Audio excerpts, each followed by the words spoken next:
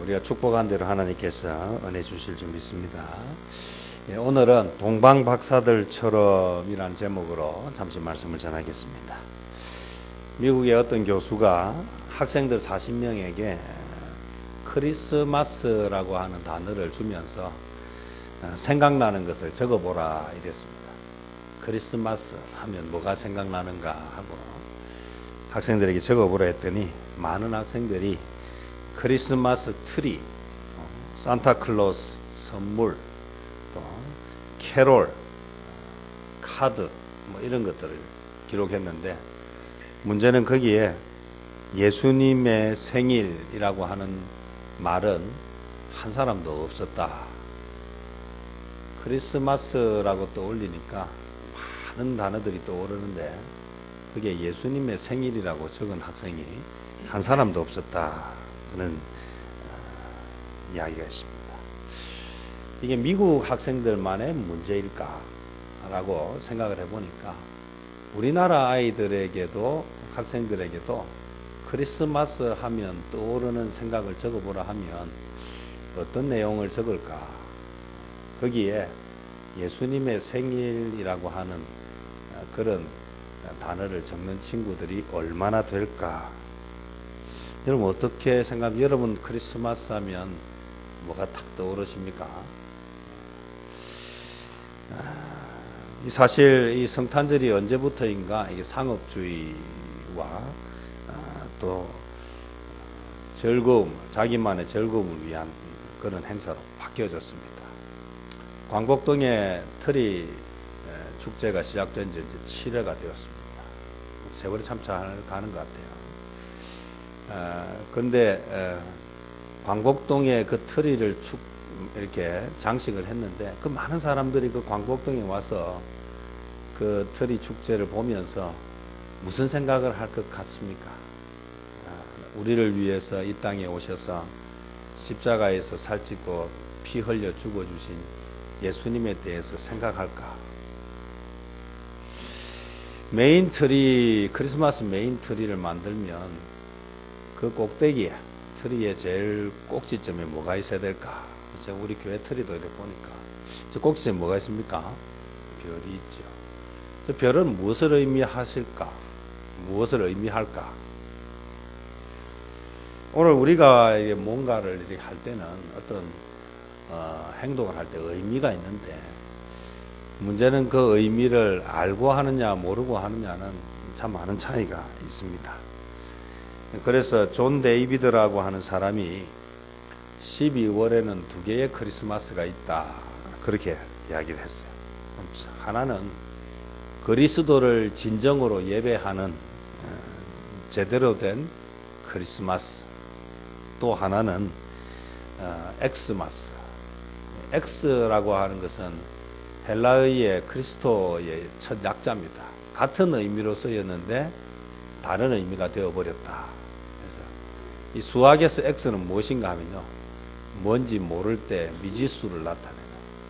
지금 크리스마스는 예수님은 없는 자기만의 크리스마스로 그렇게 바뀌어져 버렸다. 변질됐다고 이야기하죠. 오늘 저와 여러분은 이 연말이 되면서 크리스마스를 보면서 어떤 생각을 하십니까? 크리스마스에 대해서 스스로에게 질문해보고 스스로에게 답을 내리시고 나에게 있어서 크리스마스는 어떤 의미인가?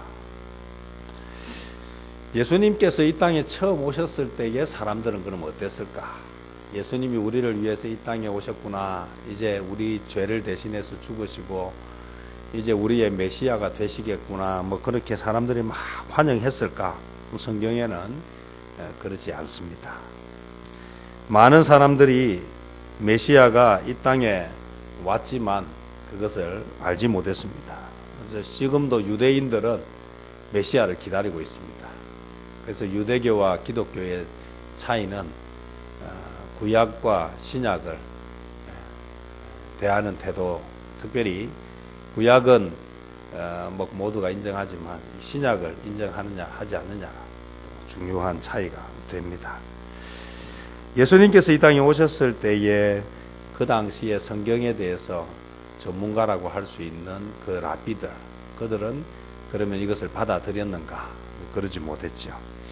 그들뿐만이 아닙니다. 그 당시에 많은 귀족들 또 지식인들이 예수 그리스도의 오심을 인정하지 않았고 몰랐습니다. 오늘 이 시대에도 마찬가지입니다. 오늘 예수 그리스도가 이 땅에 오신 성탄절이 예수님은 온데간데 없고 인간들의 즐거움에 어떤 근거와 이유가 되어버렸습니다. 이번 성탄에는 뭐 할까? 이번 성탄에는 뭐 재미있는 일이 없을까? 뭐 이런 계획들을 세우고 있는 우리의 모습은 아닌지 한번 돌아봐야 되겠다. 오늘 동방박사들처럼이라고 제목을 붙였습니다. 왜? 그 많은 사람들이 예수님의 오심에 대해서, 메시아의 오심에 대해서 별 관심 없을 그때 이 동방박사들은 좀 달랐습니다. 오늘 많은 사람들이 성탄을 자기의 즐거움과 자기의 만족을 위해서 보내고 있을 때에 우리도 동방박사들처럼 좀 달랐으면 좋겠다 하는 의미에서 오늘 이 제목을 붙였습니다. 이 동방박사들은 그럼 어떤 사람들인가?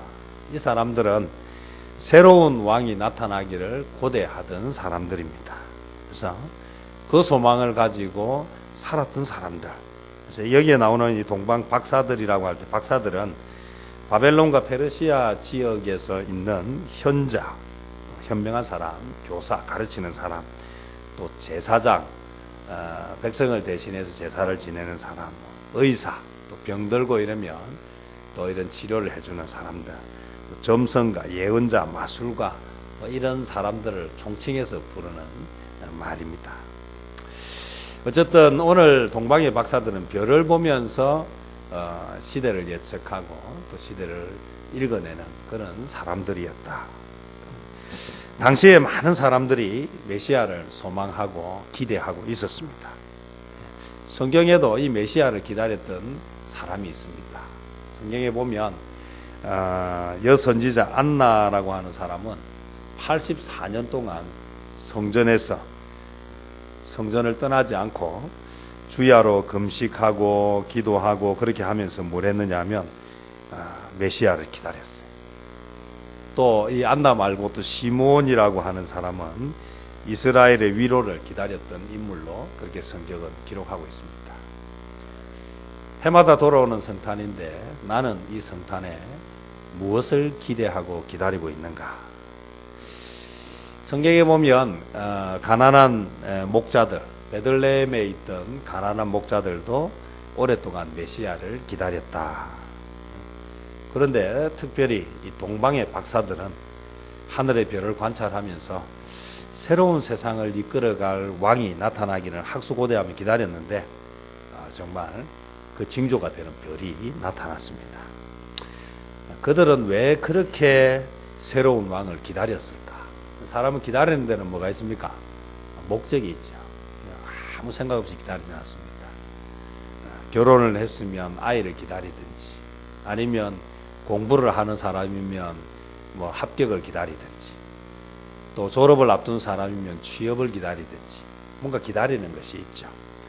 오늘 이 시대를 살아가면서 우리는 무엇을 기다리는가? 이 동방박사들은 왜 그렇게 새로운 왕을 기다렸을까? 또 이스라엘 백성들은 왜 그렇게 메시아를 기다렸을까? 그 당시 시대 상황이 새로운 왕을 기다릴 수밖에 없는 시대 상황이었어요. 왜 그렇습니까? 당시에 세계를 지배하던 세력이 로마였습니다. 이 로마의 지배하에 모든 나라들이 소속되어 있었다 이렇게 할 수 있습니다. 로마의 정책 가운데 그 하나가 팍스 로마나라고 하고 이렇게 표현될 수 있는데요.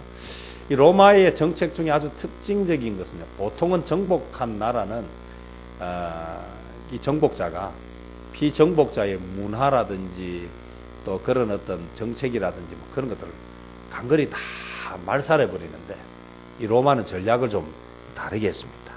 피지배 민족의 문화를 그대로 존중해주고 심지어는 종교도 인정해 주었습니다. 그러면서 지배해 나가는. 그래서 로마의 평화는 한마디로 이렇게 표현되기도 합니다. 빵과 서커스를 통한 지배를 가속화했다. 빵은 먹을 것이죠. 그래서 먹을 것을 공급해 줍니다. 정복하고 나면 먹을 것을 막 훔치는 게 아니고 먹을 것을 충분히 먹을 수 있도록 해주면 이 피정복자가 뭘 할 생각을 하지 않습니까? 뭐 굳이 독립할 생각을 하지 않습니다. 그래서 먹을 것을 잘 주고 그 다음에 딴 생각을 하지 못하게 서커스, 이 서커스라고 하는 것은 유흥과 쾌락을, 사람은 배부르고 즐거우면 딴 생각하지 않습니다. 로마가 했던 이 팍스 로마나 정책이라고 하는 것은 바로 이런 방법을 썼습니다. 그래서 로마 제국이 그렇게 오래 갈 수 있었던 것은 강하게 하지 아니하고 그들과 함께 공존해 가면서 서서히 그들을 무너뜨려 가는 전략을 세웠습니다. 그래서 먹을 것 주고 즐거움을 주니까 정치에는 관심을 갖지 않습니다. 정치는 로마 사람들이 하고 우리는 뭐 하면 됩니까? 주는 거 먹고 즐겁게 살아가면 된다라고 생각하도록 만들었습니다. 통제된 평화라고 하죠. 그래서 뭐 로마 시적을 찾아보면 뭐 목욕 문화가 엄청 발달해 있고 원형 경기장을 통해서 잘나게 하고 사람들이 뭐 하지 못하도록 새로운 것을 생각하지 못하도록. 우리나라도 역대 대통령 중에 이걸 잘 활용했던 사람이 있었죠. 그래서 3S라고 이야기합니다. 그래서 스포츠, 또 스크린, 섹스 이렇게 해서 사람들로 하여금 뭐 하지 못하도록 정치에 관심을 갖지 못하도록 거기에서 울분을 다 풀어내도록 했던 그런 정신을 했던 사람들이 있습니다. 오늘 이 시대에 옛날이나 지금이나 다 마찬가지입니다. 절대 권력은 반드시 뭐한다? 부패한다. 절대 권력은 절대로 오래 가지 않습니다. 시간이 좀 기냐 짧으냐의 문제일 뿐이지 반드시 그 끝이 있습니다. 하늘 높은 점으로 영원히 계속될 것 같은 로마 제국도 결국은 부패했습니다. 부패하면 견디지 못합니다. 부패하면 무너지게 되어 있습니다. 전쟁의 공을 세운 군왕들, 사치와 방탕한 생활을 즐겼고 도덕적 부패는 로마의 부패는 말할 수 없는 그런 극도에 치닫게 되었습니다. 백성들의 생활은 결국 어떻게 됩니까? 부패한 정권 안에서는 계속해서 뭘 줄 수 없습니까? 계속해서 빵을 줄 수 없고 계속해서 즐거움을 줄 수 없어요. 복지도 어디서 해야 가능합니까? 복지도 돈이 있어야 가능하지. 돈 없는 복지는 결국은 무너지게 되어 있습니다. 우리가 남미 또 세계 역사를 봐도 마찬가지지만 복지가 계속해서 강해지면 결국 경제가 약해지게 되어 있습니다. 경제가 약해지면 어떻습니까? 결국 복지는 그 자체가 존립할 수 없는 상황이 되죠. 로마의 부패가 그렇게 마지막을 향해 달려가고 있었습니다. 사람들은 무엇을 기대하게 되었습니까? 이전에는 먹을 것도 잘 주고 이제는 즐거움도 주고 했는데 이제는 먹을 것도 잘 주지 않고 이제 즐거움도 그닥 배고플 때 즐거움은요 별로 좋지 않습니다. 금강산도 식후경이라고 이야기하는데요. 아무리 좋은 것을 보여줘도 배가 고플 때는 그게 좋지 않습니다. 이런 문제들이 생길 때 사람들의 마음속에는 이제 뭐가 있습니까? 새로운 것에 대한 다시 정치에 대한 생각들이 생겨나게 됩니다. 우리말에 밤이 깊으면 새벽이 오고요. 새벽이 온다는 것은 곧 새로운 세상이 열린다는 것입니다. 오늘 이 동방박사들은 이 어두운 시대에 새로운 것을 기대했습니다. 그러던 중에 정말 새로운 왕이 오신다는 징조를 발견하게 되었습니다. 중요한 것은요, 보고 있어야 보인다는 것입니다. 보려고 하지 않으면 보이지 않아요. 우리는 눈이 보고 싶은 것만 보이도록 하나님이 그렇게 만들어 두었어요. 인간이 만든 것은 한계가 많은데 하나님이 만든 것은 참 놀라운 것이에요. 어떻게 참 보고 싶은 것만 보이도록 이렇게 만들었는지 모르겠어요.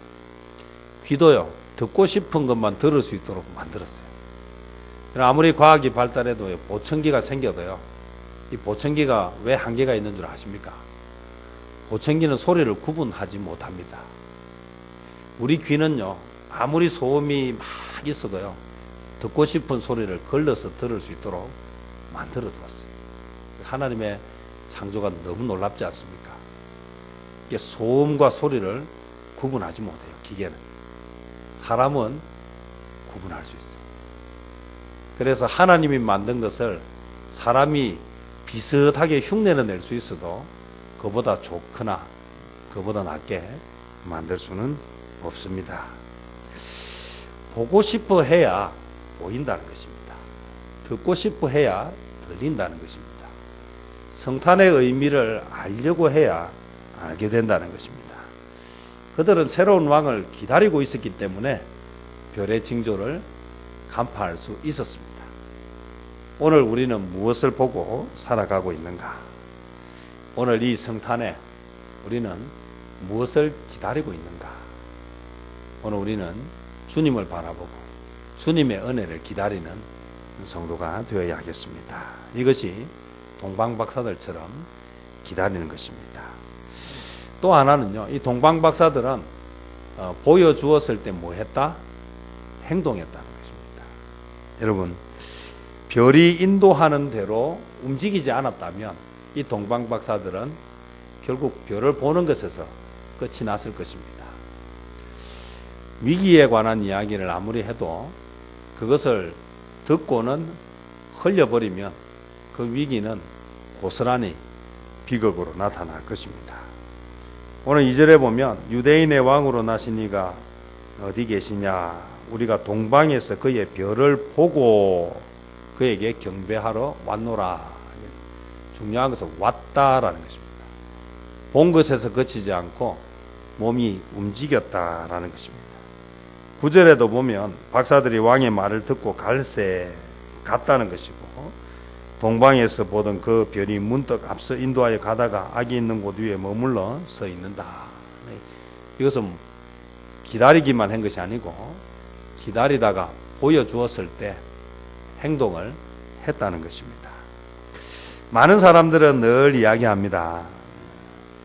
어떤 문제에 대해서 말은 많이 하는데 내가 하려고 하는 게 없어요. 오늘 어떤 문제에 대해서 이야기하면 이 문제를 누군가가 해결해 주기를 바라면서 정작 자신은 어떤 행동도 하지 않는다. 가만히 있으면서 누군가가 해주기만을 바란다는 것입니다. 거기에는 어떤 결과가 나타나기가 어렵습니다. 이 동방박사들은 기다렸던 사람들이고 보여졌을 때에 행동하는 사람이었다. 오늘 우리는 주님을 기다리고 성탄을 기다리면 뭘 할 것인가? 내가 해야 할 행동을 해야 합니다. 별을 보고 따라가는 게 쉬운 일인 것 같지만 그렇지 않습니다. 멀리서 오니까. 그래서 우리가 산 넘고 물 건너 오로지 별만 보고 익숙하지 않은 머나먼 유대 땅에 왔습니다. 문제는요, 기약도 없는 길이에요. 별을 따라갔다라고 하는 것은 별이 어디로 갈지 모른다는 거죠. 어디로 가야 할지, 어디로 갈지, 얼마나 가야 할지 모르지만 그들이 기다리던 것이 보였을 때 그들은 그 길을 주저하지 않고 포기하지 않고 열심히 갔어요. 어느 정도였느냐 하면 가다가 뭐가 사라졌습니까? 별이 사라졌어요. 별 보고 가다가 별이 사라지면 보편적으로 어떻게 해야 됩니까? 돌아가야죠. 그런데 이 동방박사들은 돌아가지 않고 별을 찾기 시작했다는 거죠. 이게 쉽지 않아요. 이 동방박사들이 참 대단하다라고 생각이 돼요. 별을 기다린 것도 참 대단하고요. 그 별을 보았을 때 별을 따라 나선 것도 참 대단하고요. 가까이도 아니고 멀리까지 그렇게 갈 수 있는 것. 가다가 별이 사라졌는데도 포기하지 않고 그들은 그 별을 끝까지 찾았다는 거예요. 참 놀라워요. 가만히 생각해 보니까 야, 이 동방박사들이 참 대단한 사람들이구나. 어디로 찾아야 될지 모르니까 어디로 갔습니까? 왕 있는 왕궁으로 갔습니다. 그래서 물었습니다. 왕이 나셨는데 어디인지 가르쳐 달라고 이야기합니다. 오늘 그들이 한 가지만 생각하고 있습니다. 왕 앞에 가서 왕이 났는데 어디서 났냐고 묻고 있습니다. 그들은 생각했습니다. 왕은 당연히 어디서 났을 것이다? 왕궁에서 났을 것이라고 생각했죠. 그것이 얼마나 위험천만한 일이었는지 그들은 알지 못했습니다. 이것이 바로 사람의 한계입니다. 오늘 저와 여러분이 뭐 옳다고 믿고 바르다고 생각하고 하는 일들이지만 우리는 하나님이 아니기 때문에 우리는 전부를 알지 못하기 때문에 나름대로 최선을 다하고 나름대로 옳다고 하는 일들이지만 뭐 할 수 있습니까? 위험천만한 행동과 선택을 할 수 있습니다. 그럼에도 불구하고 우리가 무슨 행동을 해야 되는 이유는 역사는 우리의 어리석고 미련한 결정대로 움직이는 것이 아니라 하나님의 온전하신 뜻대로 움직인다는 믿음 때문입니다. 적어도 순수한 마음으로 갔습니다. 왕을 경배하고 싶었고 별이 사라졌으니 왕은 어디에서 났을 것이다? 왕궁에서 났을 것이라고 생각하는 단순함. 거기에는 어떤 교모함이나 간악함이나 악함이 없습니다. 저는 어떤 일을 할 때요, 동기가 순수했느냐를 잘 물어요. 동기가 순수했으면 혹 잘못된 결정을 할 수도 있어요. 사람인데. 사람이 뭐 일을 하면서 어떻게 완벽할 수 있습니까? 하다 보면 실수도 하고 옳다고 믿었던 것이 다를 수도 있고, 중요한 것은 그 모든 일들 가운데에 누가 하시느냐, 하나님이 개입하고 계신다는 믿음입니다. 어쨌든 이 동방박사들이 헤롯을 찾아간 것은 실수였지만 그것은 또 하나님의 계획 속에 있었다는 것을 우리는 알 수 있습니다. 왜 그렇습니까? 라마에서 통곡 소리가 나야 하는 예언된 하나님의 계획이 이루어져야 되기 때문에 동방박사들이 별을 보고 오는데 별이 사라지게 하신 이유는 무엇 때문이다? 왕궁으로 가게 하시기 위한 하나님의 계획이었습니다. 맞습니까? 저는 우리가 잘하든 못하든 최선을 다하고 순수하게 하나님 앞에서 기도하고 하는 일들은 다 잘 되는 것도 잘 되지 않는 것도 하나님의 인도하심에 있다라고 믿습니다. 여러분은 무엇을 믿으십니까? 하나님의 능력을 믿으십니까? 하나님이 역사의 주인이심을 믿으십니까? 내 마음대로 하나님이 움직이지 않습니다. 하나님은 하나님의 뜻대로 하십니다.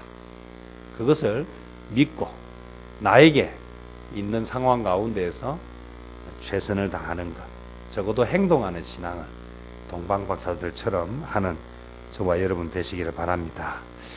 아이러니한 것은요, 이러한 상황이 벌어졌을 때의 헤롯의 반응.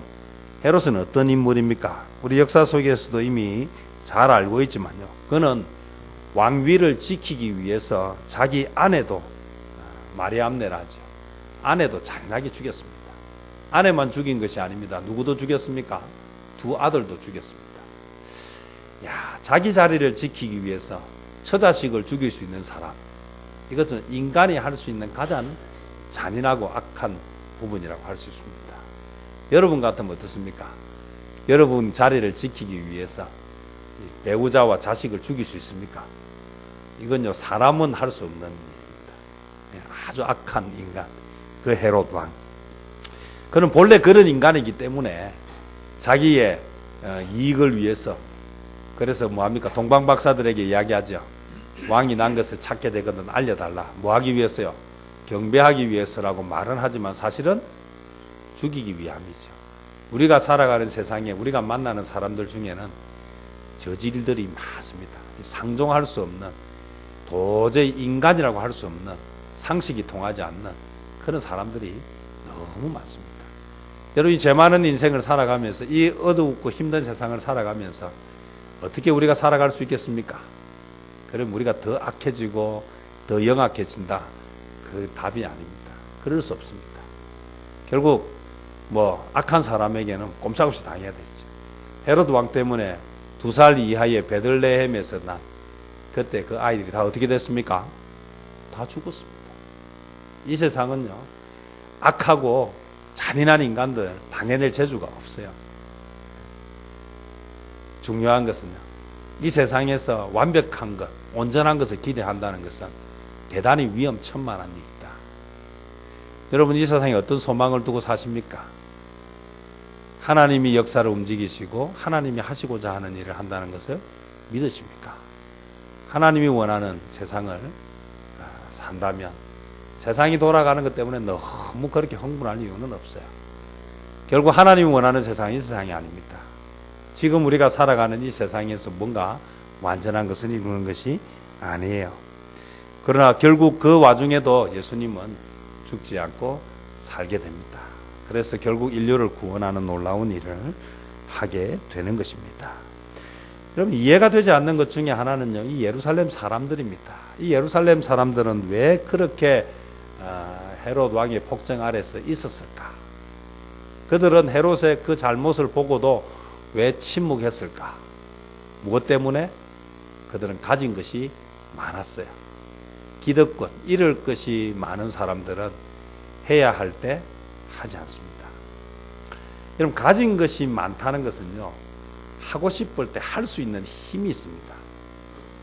그런데 그 가진 것을 유지하고 지키려고 하면 어려울 때 그것을 쓰는 것이 아니라 그것을 지키기 위해서 더 많은 불법을 행하게 되고 또 비겁하게 타협하고 침묵하게 된다는 것입니다.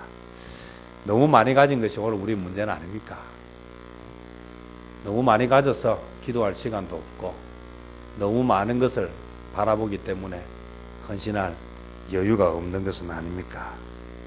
오늘 저와 여러분, 주님이 원하시는 것이면 무엇이든지 드릴 준비가 되어 있어야 하지 않을까.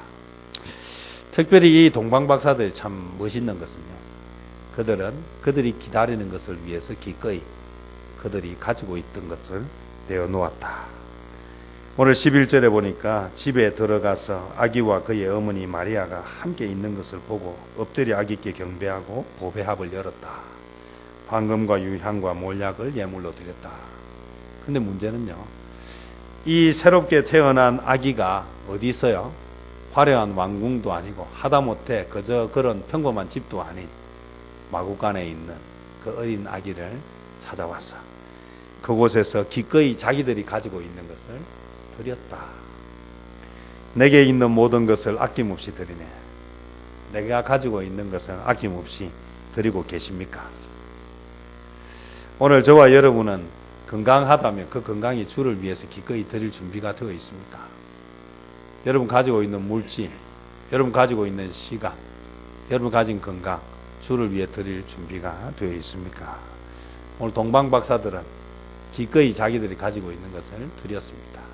참 멋있는 사람들입니다. 성경의 아름다운 이야기의 주인공이 되었습니다. 한 번 왔다 가는 인생입니다. 어차피 다 죽음을 향해서 가고 주님 앞에 설 것입니다. 언제 주님 앞에 설지 정확한 시간을 모르지만 부정할 수 없는 분명한 사실입니다. 주님 앞에 섰을 때에 나는 어떤 모습으로 설 것인가? 나는 어떤 사람이 될 것인가? 이 성탄을 맞이하면서 동방박사들처럼 그렇게 주님만 바라보고 그렇게 주님이 주시는 말씀이 있으면 기꺼이 행동하고 내가 드려야 할 것이 있으면 내 가진 전부를 드릴 수 있는 그런 성도들이 되시기를 축복합니다. 기도하겠습니다. 주님 감사합니다. 오늘